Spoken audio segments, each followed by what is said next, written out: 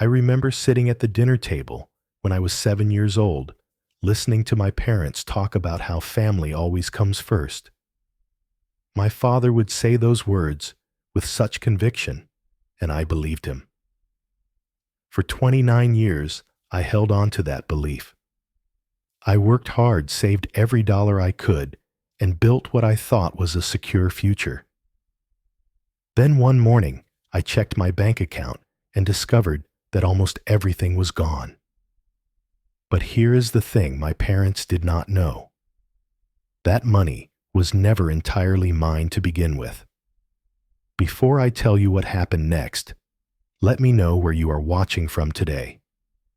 Drop a comment below, hit that subscribe button, and stay with me because what my parents did not know about that money changed everything. Growing up, I was always taught that being the older sibling meant sacrifice. My sister Madison came into the world when I was 3 years old, and from that moment forward, the spotlight shifted permanently in her direction. I do not say this with bitterness anymore, but it took me a long time to see the pattern for what it was. When I turned 12, I asked my parents if I could take guitar lessons. I had been saving my allowance for months, and I was ready to commit to learning. My father sat me down and explained that money was tight, that we could not afford the lessons or the instrument. I understood. I never brought it up again. 2 years later, Madison decided she wanted to learn piano. Within a week, there was a $3,000 grand piano sitting in our living room. My mother said Madison had a natural gift that needed to be nurtured. I remember standing in the doorway, watching my sister plunk away at the keys, wondering what made her dreams more valuable than mine. The pattern continued through high school. When I turned 16, I got my first job at a grocery store, bagging groceries and stocking shelves after school. By the time I was 18, I had saved enough to buy my first car. It was a beat-up sedan with over 100,000 miles on it, but it was mine. I had earned every penny. That same year, Madison graduated from high school. My parents surprised her with a brand new car, complete with a big red bow on the hood. She squealed with delight while I stood in the driveway doing the math in my head, calculating how many hours I had worked for my rusted vehicle. College was no different. I took out student loans, worked part-time jobs, and graduated with $35,000 in debt. Madison attended the same university, but my parents paid her tuition in full. When I asked why, my mother simply said that Madison was more sensitive and would not handle the stress of debt well. I was stronger, she said. I could manage. And I did manage. I always managed. That was my role in the family. After graduation, I landed a job as a software engineer at a mid-sized tech company. The salary was decent, and for the first time in my life, I had real income. But old habits die hard. I continued living like a college student, renting a small one-bedroom apartment, cooking my own meals, avoiding unnecessary expenses. While my coworkers bought new cars and took expensive vacations, I quietly deposited money into my savings account every month. In 5 years, I had accumulated $15,000 of my own money. Around that time, I reconnected with Derek, a friend from my college days. We had both studied computer science, and we had always talked about starting our own company someday. Derek came from a family with money, and after his grandfather passed away, he inherited a substantial sum. He approached me with a proposition. He wanted to invest $150,000 into a startup, and he wanted me to be his partner. We spent months developing our business plan. Derek handled the initial capital while I managed the technical side and day-to-day operations. Because Derek traveled frequently for his other job, we decided that the business account would be in my name. It was simpler that way. I had signing authority, and I could handle payments to vendors and contractors without waiting for Derek to return from his trips.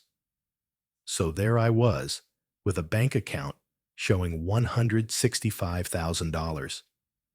But the reality was that only $15,000 of that money belonged to me. The rest was Derek's investment money that was not mine to touch.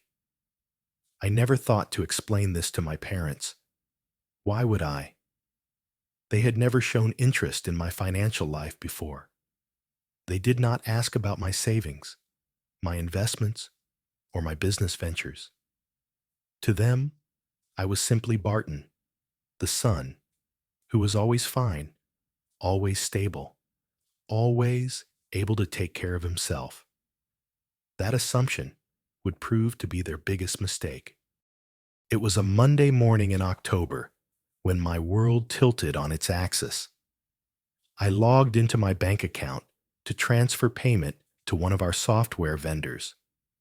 The invoice was for $12,000, and I needed to process it before the end of the week.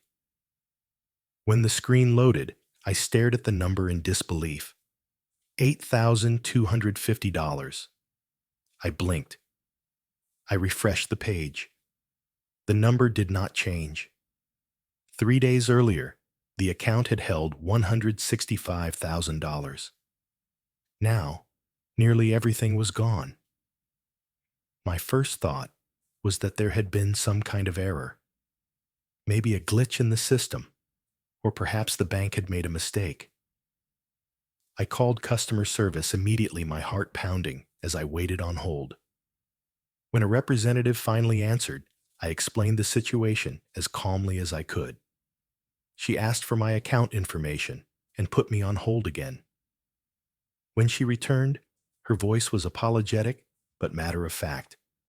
"Sir, I can confirm that a wire transfer was initiated 3 days ago for $156,750. The transfer was authorized by a joint account holder." I felt the blood drain from my face. "A joint account holder," I repeated. "Who?" She gave me the name. Harold, my father. The memory came flooding back.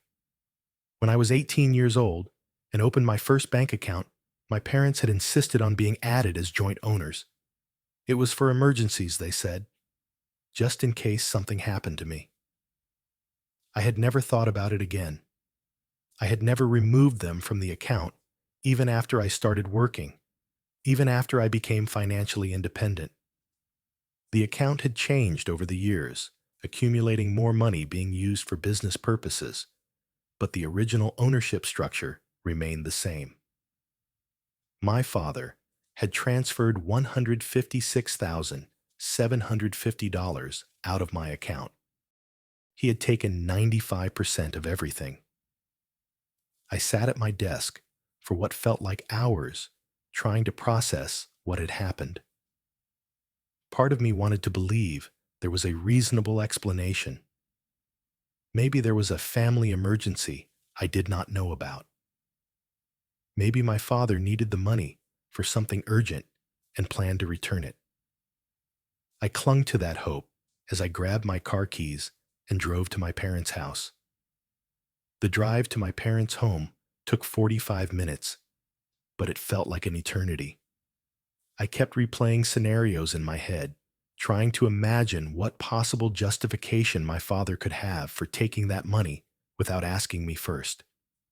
By the time I pulled into their driveway, I had almost convinced myself that this was all a misunderstanding. The house looked exactly as it always did. The same manicured lawn, the same flower beds my mother tended every spring, the same welcome mat at the front door. Nothing about it suggested that anything was wrong. I let myself in and found my parents in the living room, watching television as if it were any ordinary afternoon. "Barton," my mother said, looking surprised. "We were not expecting you." I did not bother with pleasantries. "Dad, I need to talk to you about the money." My father muted the television and turned to face me.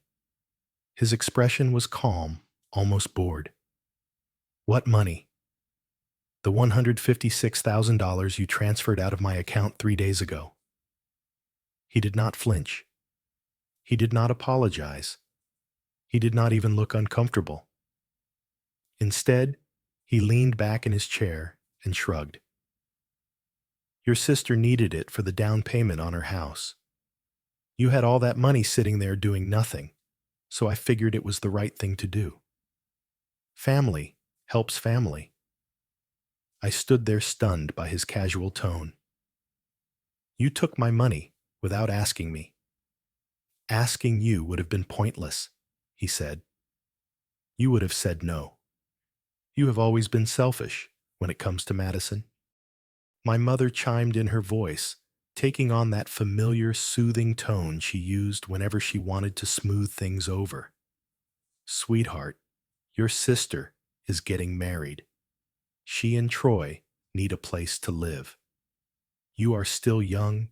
You have plenty of time to save more money. Madison needs this now." "But that was not your decision to make," I said, struggling to keep my voice steady. "That money was mine." "Yours." My father laughed. "You are part of this family, Barton. Everything we have, we share. That is how it works." I wanted to tell them the truth right then.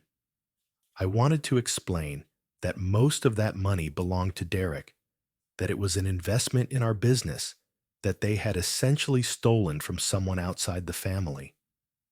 But something held me back. Maybe it was shock. Maybe it was the realization that they would not believe me anyway. So I stood there in silence, watching my parents dismiss my concerns as if they were nothing more than a minor inconvenience. The front door opened, and Madison walked in. She was carrying shopping bags and chattering on her phone, completely unaware of the tension in the room. When she saw me, she ended her call and smiled. "Barton, what are you doing here?" Before I could answer, she launched into an excited monologue about the house she and Troy were buying. 4 bedrooms, a beautiful backyard, a 2-car garage. She described the neighborhood, the nearby schools for their future children, the kitchen with granite countertops. She spoke as if she had earned this house herself, as if the money that paid for it had materialized out of thin air. "Is it not amazing?" she gushed. "Troy and I have been looking for months, and this one is perfect." I stared at her, searching for any sign of awareness, any hint of gratitude or guilt. There was none. "Madison," I said slowly, "do you know where the money for the down payment came from?" She waved her hand dismissively. "Mom and Dad helped out. That is what parents do." That money was mine. For a brief moment, something flickered across her face. Recognition, perhaps, or the faintest hint of shame. But it vanished quickly, replaced by a defensive frown. "You have so much money, and you are living alone with no wife and no kids. I need it more than you do. Besides, it is not like you cannot make more." I learned something about my family that day. They had discussed this among themselves. They had looked at my bank account, calculated how much I had, and decided together that Madison deserved it more than I did. No one had thought to include me in that conversation. No one had considered that I might have plans for that money, or that it might not be entirely mine to give. I left my parents' house without saying another word. There was nothing left to say. The days that followed were some of the loneliest of my life. Word spread quickly through our extended family, but the story that reached them was nothing like the truth. According to my parents, I was throwing a tantrum over helping my sister buy a house. I was being selfish, petty, unkind. One by one, relatives called to lecture me about family values and the importance of generosity. My aunt called first. "Barton, how could you upset your parents like this? Madison is your sister. You should be happy to help her." Then my uncle. "Your father told me what happened. I am disappointed in you. We raised you better than this." Even my grandmother weighed in. "Family is everything, Barton. Money comes and goes, but blood is forever." None of them asked for my side of the story. None of them wanted to know why I was upset, or whether there might be more to the situation than what my parents had told them.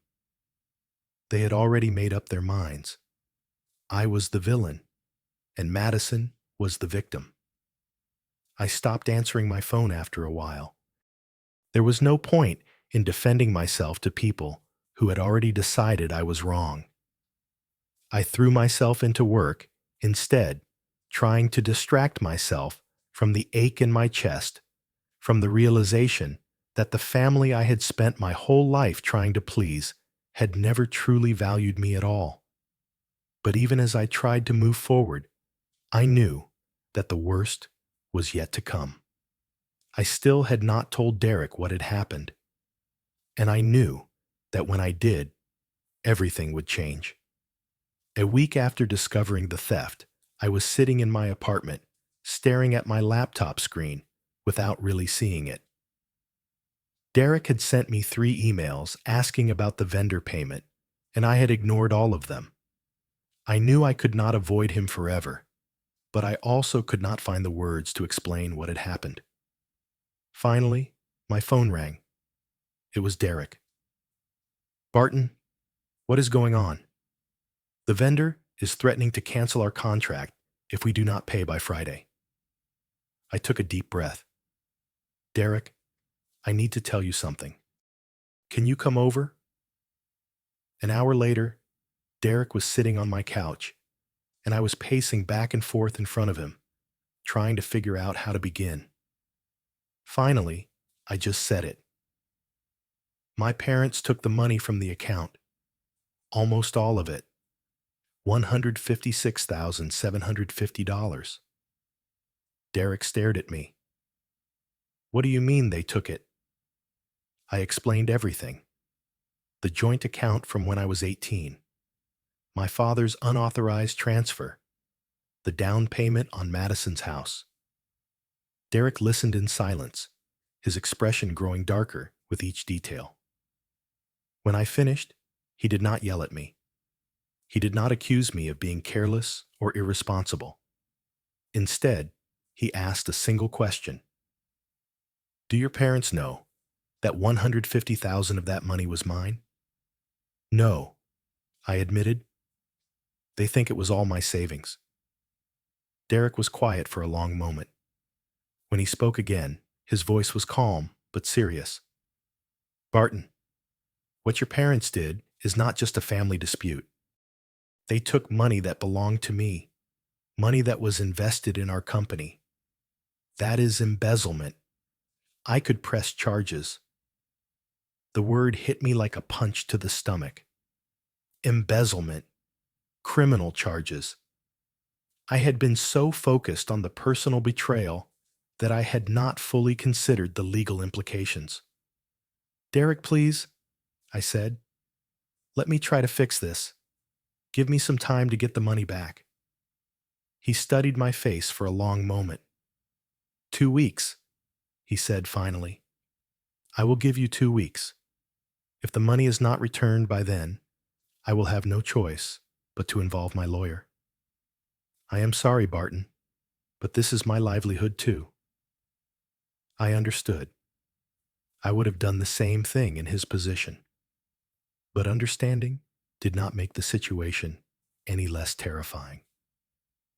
I had 2 weeks to convince my parents to return money they believed they were entitled to take.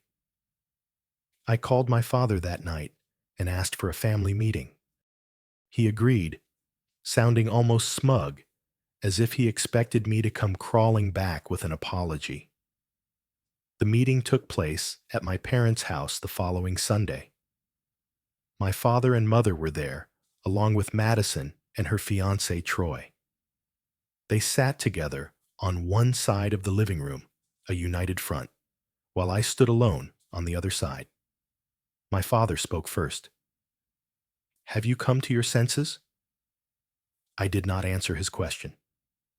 Instead, I reached into my bag and pulled out a folder containing printed documents, bank statements, business registration papers, investment agreements. "I need to explain something to all of you," I said. "Something you should have known before you decided to take that money." I laid out the documents on the coffee table and walked them through the evidence piece by piece. The account they had raided was not a personal savings account. It was a business account for the company Derek and I had founded together.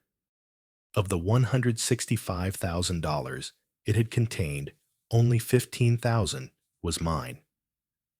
The remaining $150,000 was Derek's investment in our startup. "When you transferred that money to Madison," I said, looking directly at my father, "you did not just take from me. You took from Derek. $142,000 of his money is now sitting in a real estate escrow account for a house that Madison is buying." The color drained from my father's face. My mother's hand flew to her mouth. Madison looked frantically at Troy, who suddenly seemed very interested in studying the carpet. "Derek has consulted with a lawyer," I continued. "What you did constitutes embezzlement. He has every right to file criminal charges against both of you. He has given me 2 weeks to recover his investment.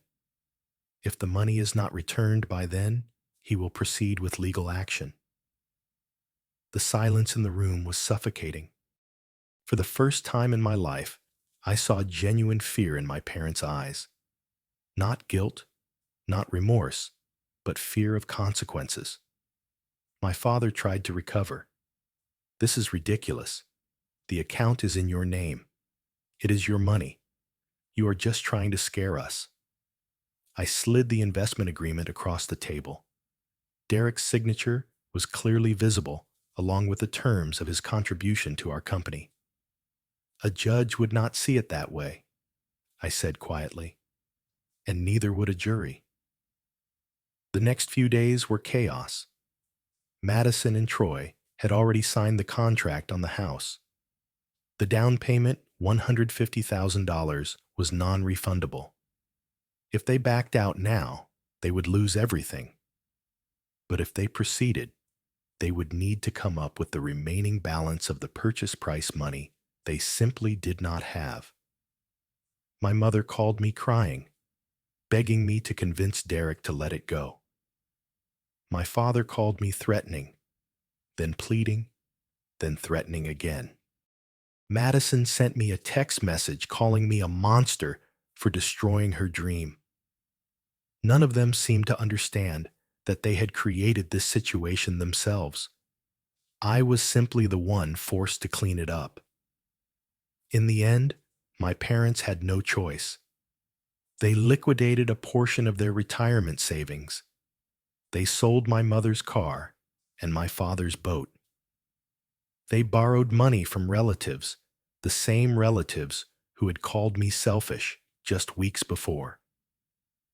Piece by piece, they scraped together enough to repay Derek's investment.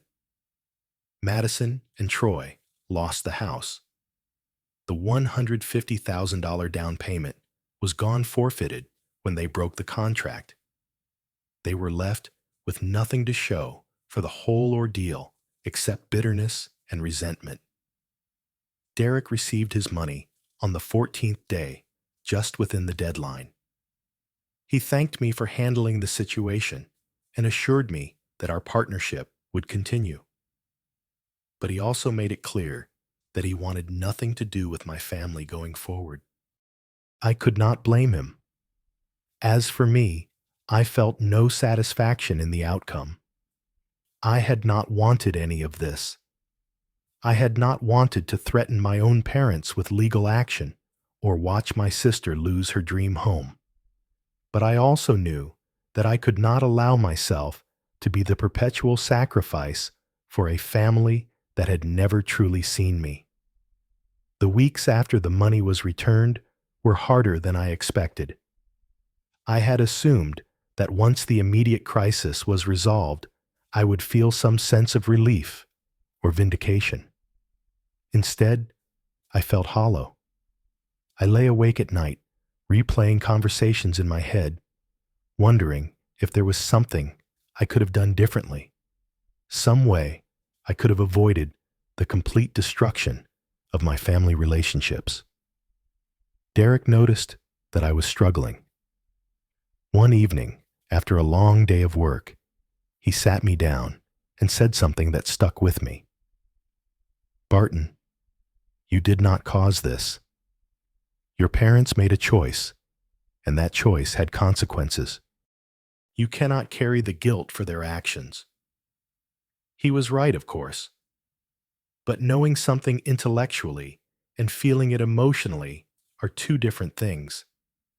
It took time for the truth to sink in. I started seeing a therapist, something I had always resisted in the past. I grew up in a family that did not believe in asking for help, especially not for emotional problems. But I realized that I could not heal on my own. I needed someone objective, someone who could help me untangle the knots of obligation and resentment that had built up over 29 years. Slowly, things began to change. I learned to recognize the patterns of manipulation that had defined my family dynamics. I learned that setting boundaries was not selfish, but necessary. I learned that I was allowed to prioritize my own well-being without feeling guilty about it. About 3 months after the incident, my mother reached out.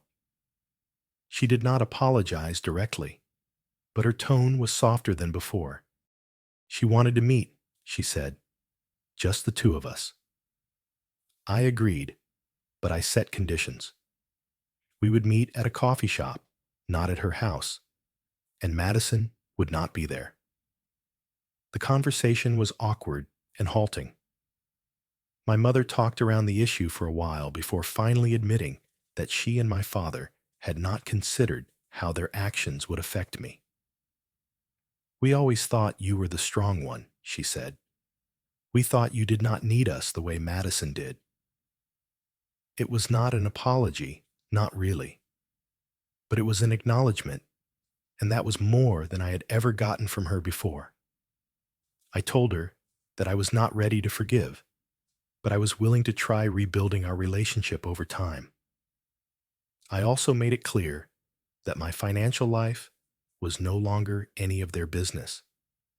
There would be no more joint accounts, no more assumptions about what I could afford to give. If they wanted to be part of my life, they would have to respect my boundaries.